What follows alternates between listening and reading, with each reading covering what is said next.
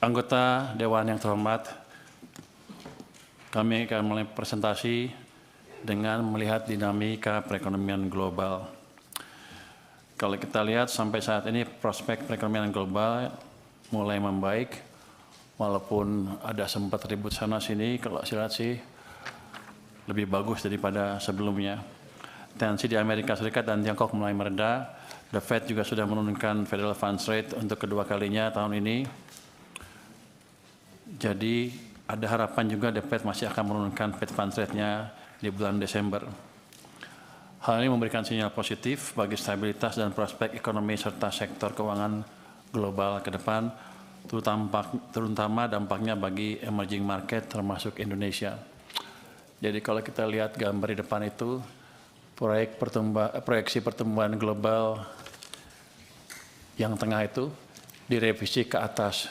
Kalau kita lihat OECD tahun 2025 tumbuhnya 3,2%, mengalami koreksi 0,3% daripada sebelumnya.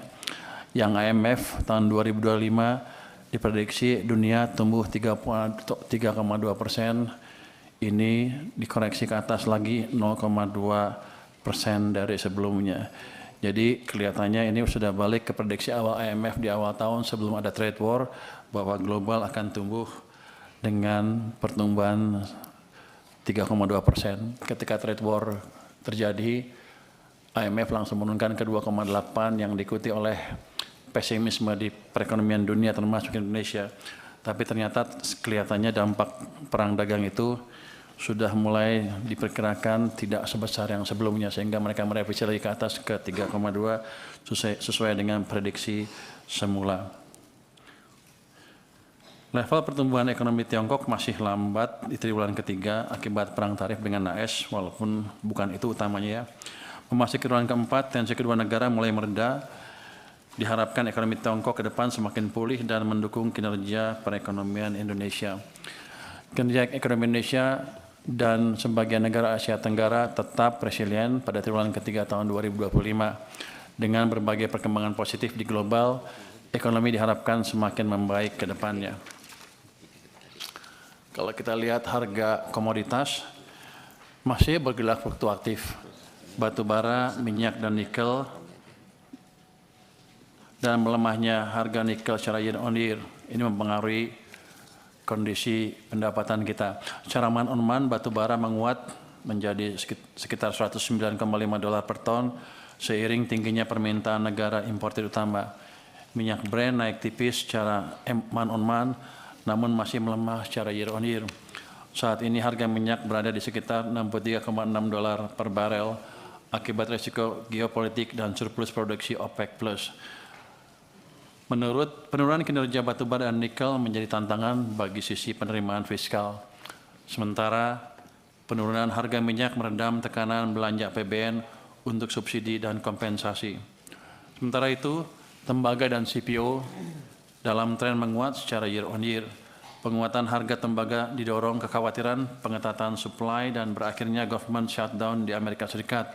Ini memberikan dampak positif bagi penerimaan negara. Pergerakan komoditas ini juga berpengaruh pada kinerja ekspor Indonesia.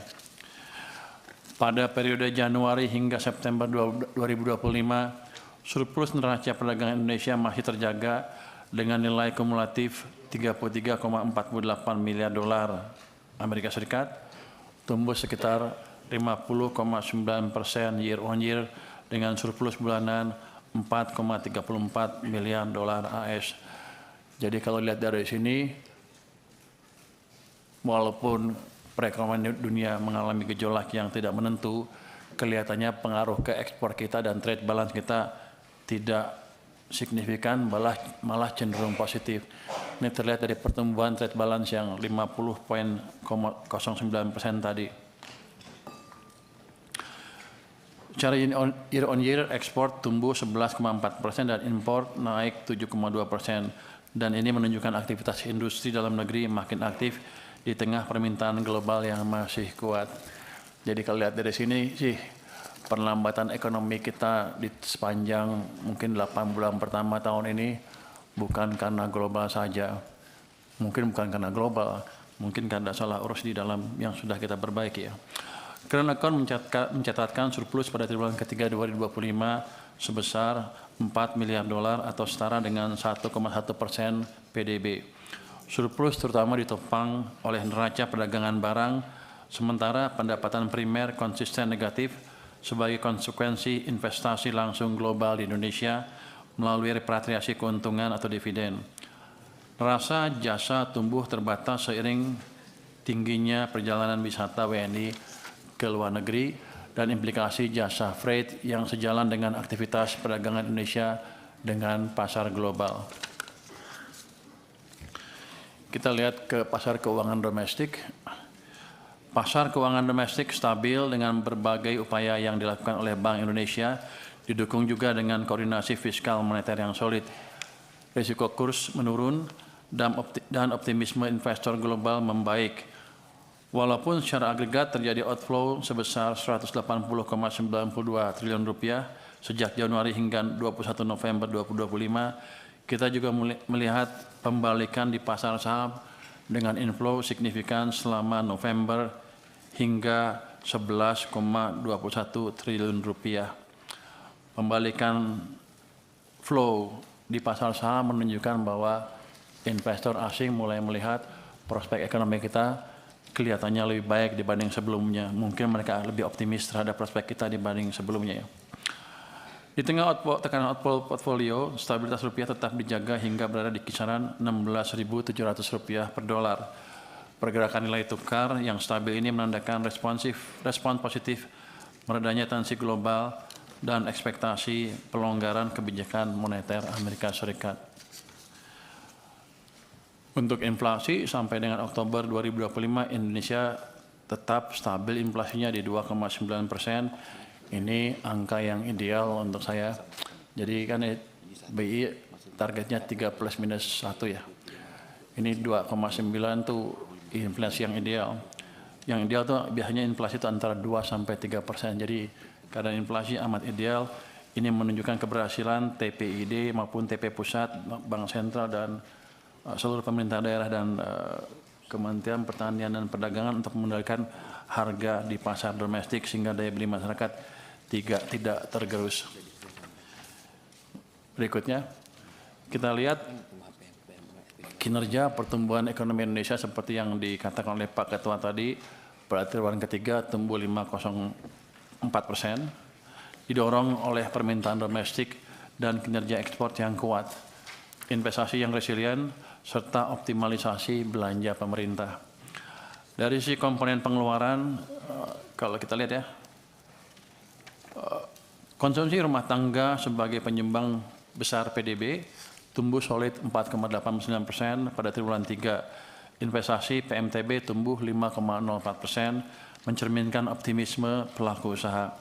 Ekspor meningkat kuat 9,91% dan impor tumbuh rendah sehingga memperkuat net ekspor kita yang memberikan dorongan tambahan ke angka pertumbuhan kita. Konsumsi pemerintah tumbuh 5,49% sejalan dengan akselerasi belanja pemerintah di Q3 yang tumbuh tinggi dan akan terus diakselerasi di Q4. Kalau kita lihat di gambar sebelah mana kiri itu, kiri tengah, ada belanja pemerintah yang nomor 3 dari atas, kelihatan triwulan pertama mengalami kontraksi minus 1,37, triwulan kedua masih minus 0,33, triwulan ketiga ke 5 sekarang tumbuh positif 5,5%. Jadi di dua triwulan pertama tahun ini pemerintah belanjanya lambat sehingga memperlambat pertumbuhan ekonomi kita. Ini kita perbaiki dan ke depan saya pastikan di triwulan pertama tahun depan kita akan tumbuh terus, kita akan cegah belanja yang terlambat dari pemerintah sehingga dorongan keekonominya akan tetap kuat. Dari sisi produksi, sebagian besar tumbuh positif, manufaktur tumbuh 5,54%, perdagangan tumbuh 5,49%, transportasi 8,62%, serta informasi dan komunikasi 9,65%. Sektor konstruksi juga tumbuh stabil, sementara pertambangan sedikit terkoreksi karena moderasi harga komoditas di pasar dunia. Sementara itu sektor pertanian yang didukung program prioritas pangan Presiden meningkat drastis dari 1,65% pada Q2 menjadi 4,93% pada Q3. Hal ini dilakukan guna meningkatkan kesejahteraan petani, mendukung pengentasan kemiskinan, dan mencapai tujuan ketahanan pangan. Secara keseluruhan, konsumsi yang kuat, investasi yang terjaga, dan ekspor yang meningkat menjadi pendorong utama pertumbuhan ekonomi Indonesia. Upaya pemerintah terus mendorong kontribusi industri bernilai tambah juga terlihat pada realisasi pertumbuhan sejumlah wilayah. Sulawesi tumbuh 5,8% next dan Jawa 5,2% dengan mengandalkan terutama dari industri pengolahan. Sumatera tumbuh 4,9% dan Kalimantan 4,7% disumbang oleh sektor pertanian dan perdagangan. Bali dan Nusa Tenggara tumbuh 4,7% dengan industri pariwisatanya. Kita lihat gimana kondisi masyarakat kita sekarang.